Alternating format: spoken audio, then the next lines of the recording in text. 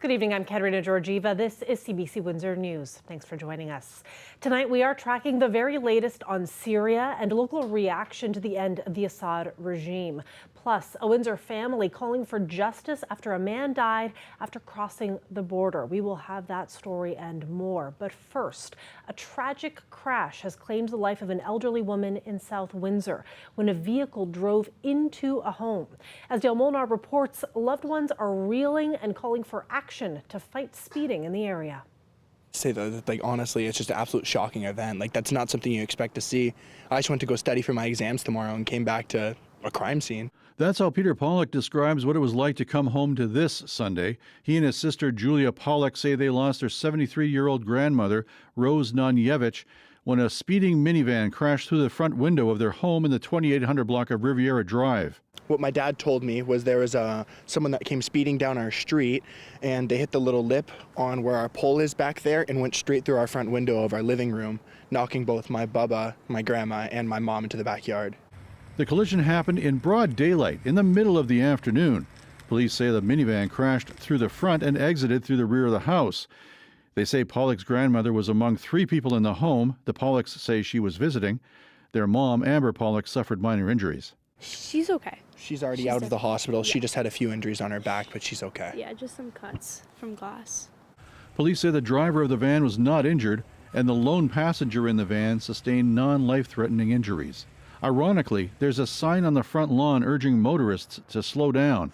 The Pollocks want to see something done about the speeding on the street. We've always had it, even if it's just some of these other neighbors. A lot of them speed, and it just feels like a lot of people try to take this bend with authority, and I don't know if these people were trying to do the same, but they were definitely going faster than the speed limit. Would you like to see anything more done here to prevent these things? Yes, definitely. Definitely, speed limits, changed, more, authority watching these areas, because this isn't something that should happen in a residential neighborhood. No, not at all. And I feel like this isn't the first time you'll hear about it on the news. It's just crazy how it can happen so quick, and realistically can happen to anybody.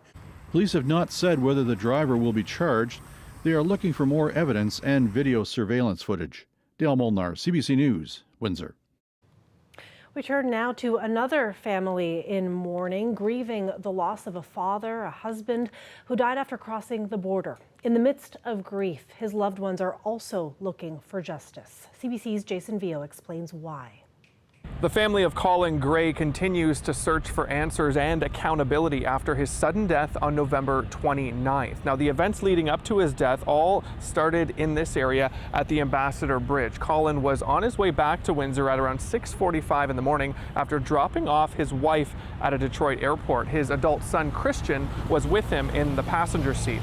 Christian says he noticed his dad approaching the customs booth slowly and very cautiously. That's when Christian remembers border guards approaching his father and asking him for a breath sample. Christian says his 63-year-old dad wasn't able to inhale and exhale strongly enough to complete that test. While all of this was happening, Christian says he told border guards about his dad's medical condition. Colin had type 2 diabetes and diabetic neuropathy in his feet, meaning it was difficult for him to walk. His wife said he hadn't eaten since they woke up at 3:30 that morning. Christian says his dad was not offered any medical attention at the border. Instead, Windsor police say Colin was arrested and detained by CBSA officers and later transported to Windsor Police headquarters. His wife, Rose, says he was finally released around noon that day. That's when police say he went into medical distress right outside the station. Officers did CPR until paramedics arrived, but Colin later died. Rose wonders why he wasn't offered medical treatment sooner. Now, Ontario's Special Investigations Unit typically looks into cases where someone dies in relation to the actions of police. However, in this case, the SIU says Colin, quote, died after his release from police custody, and his death does not appear to be the result of any police action or inaction. The Canada Border Services Agency says it doesn't comment on specific cases, but does say that officers are trained to ask about medical conditions and ensure that medication, food, and drink is available if someone is being detained. But his son Christian says that never happened. Now he's forced to cope with what he describes as a traumatizing and scary experience, all the while the family is still trying to raise enough money to hold a funeral for Colin Gray. Jason Vio, CBC News, Windsor. Weather conditions are on the milder side today, but we know it's only going to get colder. And this time of year, there are always conversations around how to help those without homes and how folks in Windsor will have one more place to go if they want to head indoors. And as Chris Ensing reports, this comes as the number of people who are homeless in our city is also growing. In the face of unprecedented demand for emergency shelter options, the city is opening up another overnight emergency shelter space in downtown Windsor. Sort of. The Homelessness and Housing Help Hub, H4 as it's known, will operate 24 hours a day starting in January. It'll be paid for with federal funding as part of a winter initiative. But even with these extra spaces, it doesn't mean that everyone who says they sleep outside most nights in Windsor, Essex, will actually have a shelter bed available to them. Windsor, Essex uses a by names prioritized list to help people who've been homeless for a long time. It's grown by 26% in the last year. And on that list are 282 people who say they sleep outside most of the time. That's more than last year as well. It's up by more than half. It also means there's more people than shelter beds in the region. This winter initiative temporarily adds another 73 spaces across the shelter system, with about half inside of H4. But that's still fewer spots than people who sleep outside most nights. City staff say that's fine because it's the balance that they're looking for. That balance is because staff have been told by people who sleep outside that they don't want to access the shelter system, either because they don't want to live in a congregate setting or they don't feel safe there.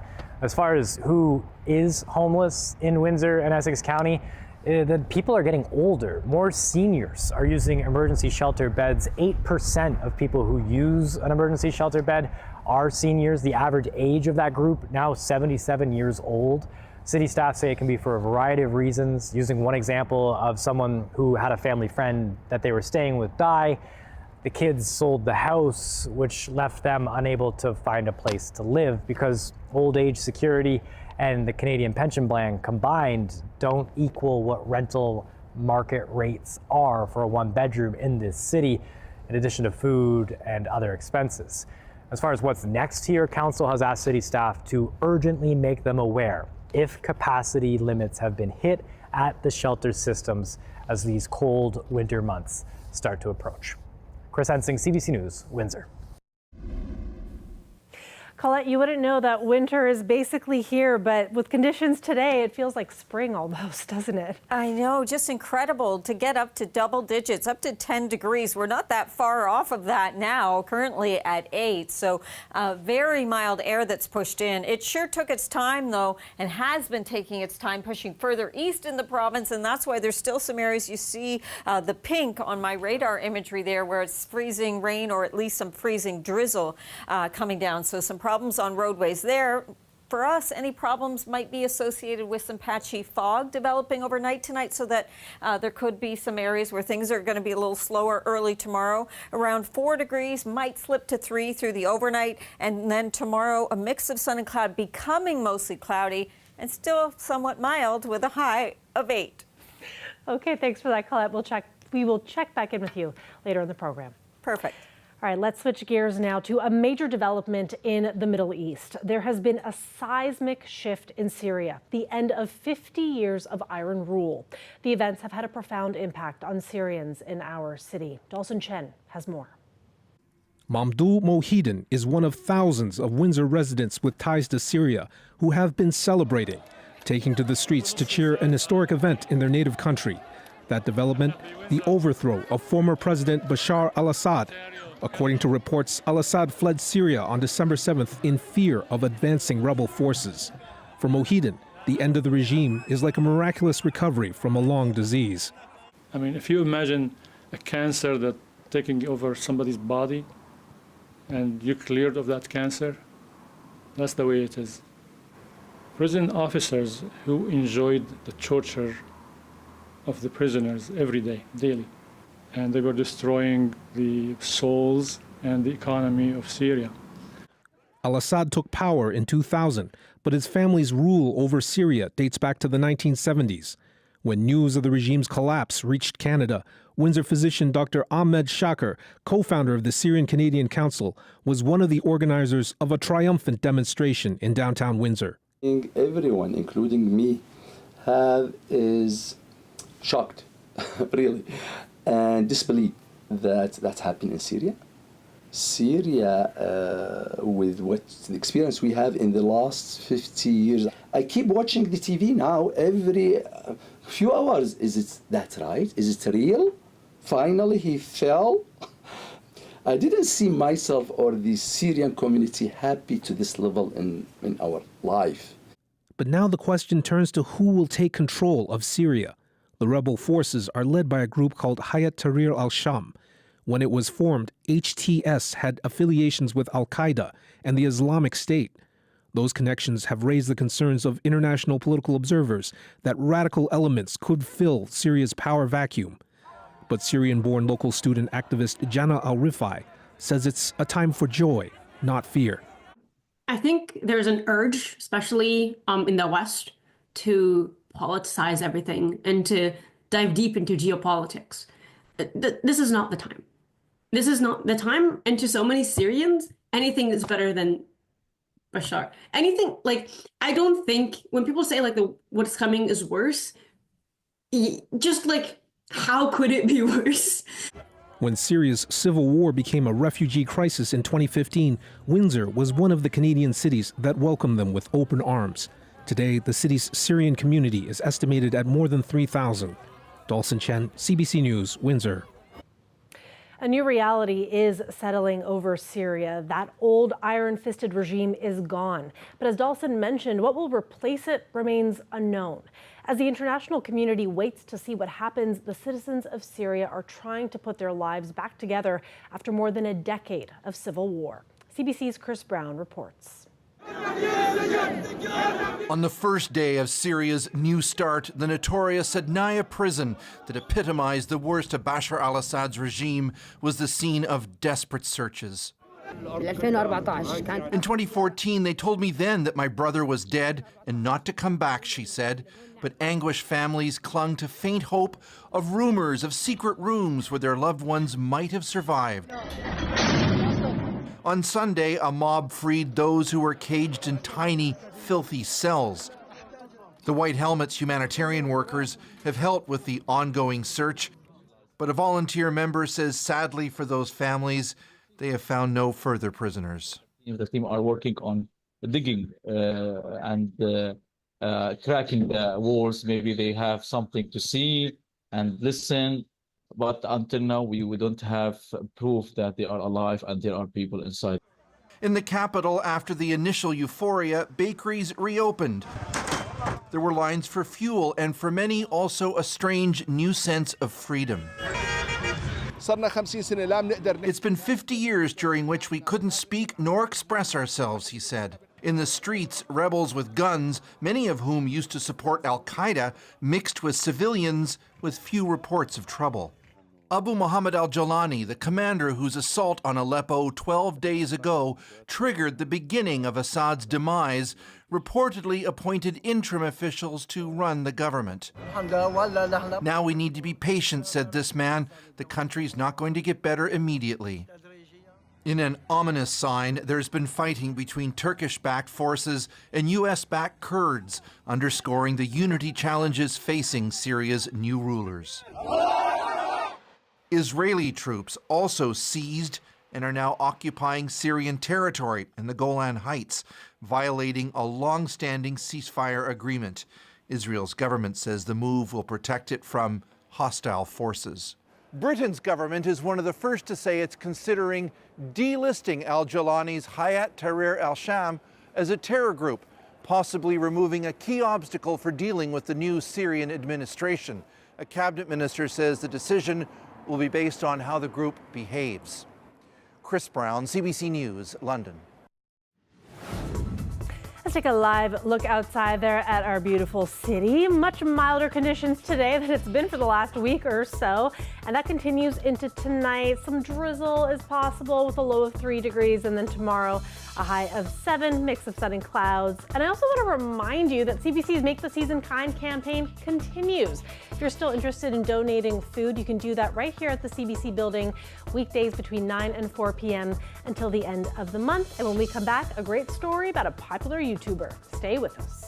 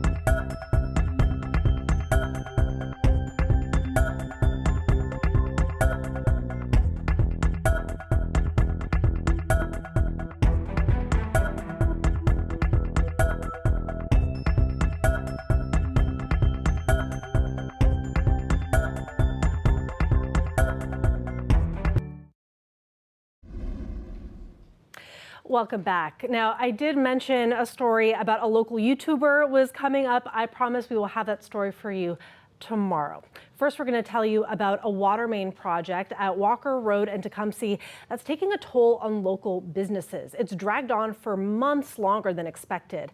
And as Del Mona reports, business owners say their foot traffic is way down. Normally a bustling place. As you can see, nobody in here. Sales clerk Jay Redmond shows how empty the work authority shop he works at is. He says that's because the water main construction project outside the shop on Tecumseh Road has made it difficult for patrons to attend. He estimates business is down about 40%. And every person that comes in here complains about how hard it is to get in here. It's tough to do business. Corporate-wise, we have to attain targets, and we're not going to attain that target this year. The project started in May. He says they were told it would be finished by July, then August, but it's still going on. The owner of this barber shop, Stephen Yago, says his business is down by almost half. This year, I didn't get a notice before they work, even. So last year they worked for 8 months, at least I got a notice. This year I didn't get no notice. They just started the work right away. Oh, it's a mess, honestly. All my customers, they can park, they can go inside the shop. It's just so difficult, you know. Meanwhile, Motor City Chrysler is right at ground zero at Walker and Tecumseh. Co-owner Jason Bray says he's lost business too. It was supposed to be over a lot sooner than what it is, but it's absolutely hurting all aspects of my business. I have customers that I can't get down here for service. They don't want to fight the construction. I have people that would like to buy a car, but they don't want to drive down here. Bray says construction work was halted for about 6 to 7 weeks earlier this year, and he's frustrated. He's gotten no answers from Enwin. CBC News requested an interview with someone at Enwin, but instead a spokesperson sent a statement. We understand the frustration caused by delays in the water infrastructure project around the intersection of Walker and Tecumseh roads. There were challenges during the tunneling phase, which impacted the timeline. Tunneling work was completed last week. We are currently installing the water main and expect roadways to reopen before the end of the year. We appreciate the community's patience as we work to complete this essential infrastructure project, which will significantly enhance our water system's reliability and efficiency, benefiting our entire city for years to come. This is just one phase of the $13.3 million project, which won't be totally complete until 2027. Just get it done, guys. That's all I've got to say about it. Dale Molnar, CBC News, Windsor. It started in March of 2023 and ended last night in Vancouver. We're talking about Taylor Swift's Eras Tour, of course. 149 performances on 5 continents and a record breaker in terms of attendance and profit. Business reporter Scott Peterson has more on that. The world might never see another tour like this one. This is one for the record books for a lot of different metrics, also making Taylor Swift a billionaire as well. But let's take a look at some of the numbers from the Eras Tour and how much it garnered. A lot of people think this is beyond concert revenue. It's almost in the stratosphere of an Olympics or the Stanley Cup coming to the world. Take a look at some of these numbers. Over 10 million people attended the concerts around the world. And for the concert itself, this is interesting. The average price that the concert garnered was $204, the average price, not the astronomical numbers that we like to talk about, the thousands of dollars for those tickets. All that profit went to Ticketmaster, Live Nation, or StubHub. $2.2 billion still is the revenue that these concerts garnered. That is a world record, beating Coldplay by double. Coldplay had 156 shows with their Music of the Spheres. Also, Forbes estimates that Taylor Swift is now a billionaire, estimating her net worth at about $1.6 billion. No doubt a deserved rest, not retirement, not likely, but a deserved rest after all those shows. Scott Peterson, CBC News, Toronto. Coming up tomorrow on Windsor Morning, public transit agencies across Ontario cannot keep up with the province's growth. They look at what it means for riders. And host Amy Dodge will hear what some Christmas card connoisseurs are doing this holiday season in spite of the Canada Post strike. That is tomorrow on Windsor Morning from 6 to 8:35 a.m. on 97.5 FM. After the break, Call It will be here.